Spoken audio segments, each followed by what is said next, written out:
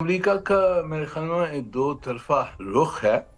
एक तरफ से तो वो इजराइल के साथ खड़े हुए हैं और इजराइल उनका एलाय है। दूसरी तरफ ट्रम्प साहब कुछ समझौता करवाना चाहते हैं। ईरान को काफी कमजोर किया गया है राइट। पिछले साल के दौरे में। उनकी जो कुछ उनके जो एलाइज थे, हमास, हिजबुल्लाह, सीरिया में जो असद रजीम थी, उन सबको काफी डैमेज किया गया। ईरान बहुत बड़ा मुल्क है। इजराइल की तो यही कैलकुलेशन थी कि ये कमजोर हैं, इसलिए हम अब इनको मार सकते हैं। इस हमले में इजराइल के पास हथियार ज्यादा हैं, ताकत है, पर उसकी जो ऑब्जेक्टिव्स हैं और जो अमेरिका की ऑब्जेक्टिव्स हैं वो शायद पूरी ना हो सके इस वक्त। इसी हवाले से मजीद बात करेंगे। मुनीर अकरम साहब मेरे साथ मौजूद हैं, अक़वाम मुत्तहिदा में पाकिस्तान के साबिक मंदूब। बहुत शुक्रिया सर प्रोग्राम में वक्त देने के लिए।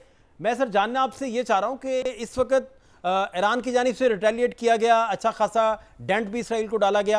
आप क्या समझते हैं कि ये काफ़ी है या बहुत आगे तक जाके अभी ईरान को अपने मसल दिखाने पड़ेंगे, या आप समझते हैं कि ये किसी जगह रुक जाएगा या बात और आगे बढ़ जाएगी? आपकी दानिश में तीन चार सिनेरियोज में से क्या आप पेंट कर रहे हैं ज़्यादा बेहतर जो आपको लग रहा अम, जी, मेरे ख्याल में इजरायलियों ने तो कहा है कि वो जारी रखेंगे और वो वापस हमला करेंगे। तो अगर ये सही है उनकी इरादा, तो ये जंग जारी रहेगी कुछ अरसे के लिए मेरे ख्याल में।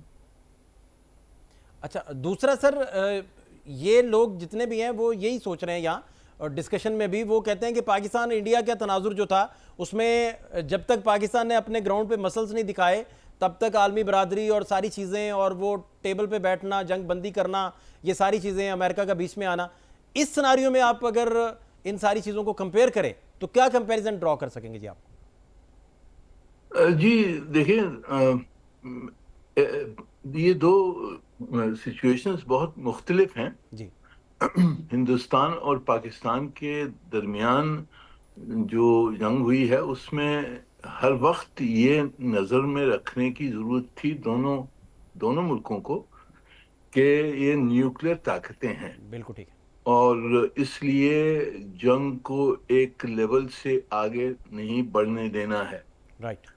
यहाँ ईरान, इजराइल के पास तो शायद न्यूक्लियर ताकत होगी, उन्होंने कुछ इशारे भी दिए हैं, पर ईरान के पास अब तक नहीं है। तो इसलिए इजरायलीज समझते हैं कि वो हमले जारी रख सकते हैं। पर हमने ये देखना है कि जो बड़ी ताकतें हैं, अमेरिका है, रूस है और चीन है, वो किस तरफ दोनों मुल्कों को किस तरफ ले जा सकते हैं। मेरे ख्याल में कुछ सीज फायर ले आने की कोशिशें जारी होंगी मेरी नज़र में। तो जिस वक्त भी दोनों ताकतें समझें कि काफी हो गया है तो फिर वो रुक जाएंगी। पर मेरे ख्याल में अभी तक तो इसराइल ने कहा है कि वो हमले और करेगा, तो शायद ये कुछ अरसे तक ये जारी रहेगा। अच्छा, दूसरा सर, ट्रंप का आप इसमें रोल अमेरिका को किधर खड़ा देख रहे हैं? एक तो उन्होंने मुज़ाकरात की टेबल पे बैठे, फिर खुद से ही पब्लिकली कह दिया कि इसमें से कुछ बरामद नहीं हो रहा, फिर अभी दौर चलने थे, फिर आप वो इसराइल के साथ खड़े हैं। तो इन सारे मामलों पे आप इस पे क्या रहनुमाई कर सकते हैं जी, अमेरिका का मेरे ख्याल में एक दो तरफा रुख है। एक तरफ से तो वो इसराइल के साथ खड़े हुए हैं और इसराइल उनका एलाय है। जी? ठीक। दूसरी तरफ ट्रम्प साहब कुछ समझौता करवाना चाहते हैं। वो दिखाना चाहते हैं कि मैंने सुलह करवाई है। तो वो जो मुज़ाकरात जो चल रही थी ओमान की मीडिएशन के साथ, यहाँ इरादे तो हैं कि उसको कंटिन्यू किया जाए। पर इस वक्त मेरे ख्याल में ईरान कोई मूड में नहीं होगा कि मज़ाकरात में वापस आ जाए और कोई एग्रीमेंट करवा दे जिसमें उनकी जो न्यूक्लियर इनरिचमेंट है उसको छोड़ दें। मेरे ख्याल में वो वक्त गुजर गया। अब हमने देखना है कि ईरान क्या करेगा इसके बाद में। वो वापस मज़ाकरात के लिए तैयार होगा या वो NPT چھوڑ کر ڈکلیئر کر لے کہ جی ہم نے تو نیوکلیئر ہتھیار بنانے ہیں. تو یہ دو ایکسٹریم سیناریو ہیں. اب دیکھنے کی ضرورت ہے کہ یہ جنگ کتنی جاتی ہے اور ایرانی ریئیکشن الٹیمیٹلی کیا ہوتا ہے. اس وقت تو میرے خیال میں وہ موڈ میں نہیں ہوں گے کہ کوئی مذاکرات ہوں اور صلح ہو. اچھا سر، دنیا موسٹلی ڈیوائیڈ ہے دو سناریوز میں. وہ کہتے ہیں کہ کچھ کا خیال ہے کہ ایران جوہری طاقت ہے، کچھ کا خیال ہے کہ بالکل بھی نہیں ہے. امریکہ سے بھی کچھ آوازیں ایسی اٹھیں کہ وہ اس طرح ہے، ہو سکتا ہے، پاسبل ہے. کچھ لوگ کہہ رہے تھے کہ اس دوران ہی وہ اظہار کر سکتے ہیں جی کہ وہ جوہری طاقت ہیں. آپ کی دانش میں، آپ کی معلومات، آپ کا تجربہ اس پہ کیا سر آپ بتا سکتے ہیں؟ جی میرے خیال میں ایران کو کافی کمزور کیا گیا ہے رائٹ. پچھلے سال کے دورے میں.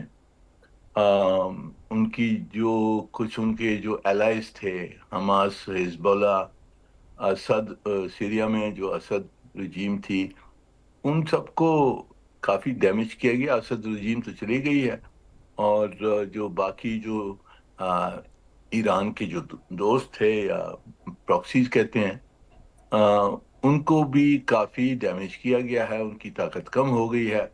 ایران خود کے اوپر حملہ پہلے بھی کیا تھا اسرائیل نے، اور ان کی میسائل سسٹمز، ڈیفنس سسٹمز پہ ڈیمیج کیا تھا. تو میرے خیال میں اسرائیل کی تو یہی کیلکولیشن تھی کہ یہ کمزور ہیں، اس لیے ہم اب ان کو مار سکتے ہیں. پر جو مطلب ہے ان کا کہ ایران کا نیوکلیئر پروگرام ختم کیا جائے، وہ میرے خیال میں حاصل پوری طرح سے نہیں ہو سکتا ہے، کیونکہ ایران بہت بڑا ملک ہے. جو بھی کچھ ڈیمیج یہ کریں گے ان کی فیسلٹیز کو تو وہ واپس بنا سکتے ہیں. اور اب ان کے پاس ایکسکیوز بھی آ گیا ہے کہ وہ NPT چھوڑ جائیں. جو جو سپرویژن، جو سیف گارڈ ہوتی ہیں، ان کو ہٹایا جائے اور وہ نیوکلیئر ویپنز کی طرف چلے جائیں. تو یہ حملہ، اس حملے میں اسرائیل کے پاس ہتھیار زیادہ ہیں، طاقت ہے، پر اس کی جو آبجیکٹیوز ہیں اور جو امریکہ کی آبجیکٹیوز ہیں وہ شاید پوری نہ ہو سکیں اس وقت. اچھا، دوسرا سر، اس سارے میٹر کو لے کر انٹرنیشنل دنیا، خاص طور پر جو بہت سارے مبصرین ہیں، وہ یہ بتا رہے ہیں کہ شاید امریکہ بھی کسی سٹیج پر اس جنگ میں کود کے ڈائریکٹ ایران پہ کوئی حملہ لانچ کر دے.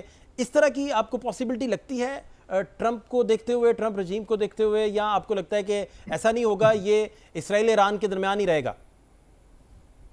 اب کہہ نہیں سکتے ہیں. امریکہ اسرائیل کا ایلائی ہے، اور اگر خدا نخواستہ انہوں نے فیصلہ کیا یا ایران نے امریکن فیسلٹیز جو ہیں خلیج میں ان پہ حملہ کیا، تو شاید امریکہ آ جائے بیچ میں. پر کوشش ایران کی بھی ہوگی اور میرے خیال میں، اور امریکہ کی بھی ہوگی کہ وہ آپس میں سامنے نہ آئیں اور یہ اسرائیل تک ہی رہے. پر کہہ نہیں سکتے ہیں، کیونکہ یہ اب جنگ میں تو آپ جانتے ہیں کس طرح کی ایک کنفیوژن ہوتی ہے، اس میں بہت ساری مس پرسیپشنز ہو سکتی ہیں، ٹھیک. اور یہ جنگ بڑھ سکتی ہے. اور ایرانی کیمپ میں آپ آنے والے دنوں میں کچھ دیکھتے ہیں کہ کوئی ڈائریکٹلی ان کی سپورٹ میں کوئی کھل کے آئے سٹیٹمنٹس کے علاوہ، یا آپ دیکھتے ہیں کہ نہیں، بس یہ اسرائیل اور ایران کے درمیان ہی رہے گا؟ جی، جنگ میں ایکٹیو آپریشنل انوالومنٹ تو میں نہیں سمجھتا ہوں کس باہر ملک کی ہوگی. رائٹ. پر ایرانیوں کو اگر کوئی ضرورت ہوگی ہتھیاروں کی یا ایمینیشن کی، شاید روس اور چین شاید ان کی کچھ مدد کر سکیں. اچھا، آپ کہہ رہے ہیں کہ یہ جو بڑے پلیئرز ہیں ان میں کھل کے تو نہیں، خیر پس پردہ حمایت میں روس اور چائنا اس طرف جا سکتے ہیں، آپ کا یہ کہنا ہے بیسیکلی؟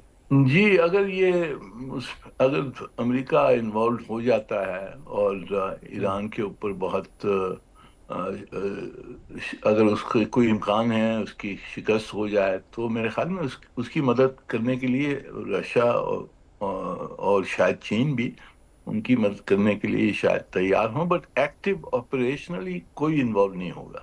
اور کیا ایسے سمٹمز ہوں گے کہ جیسے لوگ کہہ رہے ہیں کہ یہ کوئی تھرڈ ورلڈ وار کا سمٹم بھی اس میں سے ڈیولپ ہو سکتا ہے، کچھ اس طرح کی ایسے کیا سمٹمز ہوں گے کہ یہ بات بڑھتی بڑھتی پھر اس طرف چلے جائے؟ خدا نہ خواستہ، میں ویسے ہی بس آپ سے سمجھنے کے جی لیے۔ دیکھیں، ہاں دیکھیں، آسانی سے ہم نہیں کہہ سکتے ہیں third world war. Third world war جو اگر ہوگی تو وہ تو نیوکلیر طاقتوں کے درمیان ہوگی. یہ ریجنل کانفلکٹ ہے، اور اس کو یہیں روکنا ہے، ریجنل کانفلکٹ میں ہی روکنا ہے.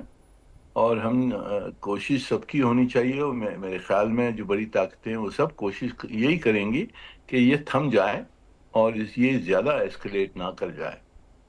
اور جو پاکستان نے کھل کر ایران کی حمایت بھی کی اور کھل کر اسرائیلی جارحیت کے اوپر بات بھی کی، پاکستان کو مزید اس میں کیا، اور جتنے مسلم ممالک دیگر ہیں انہیں کیا مزید کرنے کی ضرورت ہے؟ خاص طور پر سعودی عربیہ کو آپ کہاں کھڑا دیکھ رہے ہیں اس سارے مدعے میں؟ جی، ان سب نے جو سٹیٹمنٹس جو ان کی آئی ہیں وہ تو سب ایران کی حمایت کی ہے، کیونکہ اسرائیل نے international law, U N charter کی خلاف ورزی کی ہے ٹھیک۔ اور یہ اگریشن کیا ہے. پر اس سے زیادہ پتہ نہیں اور کیا کر سکتے ہیں.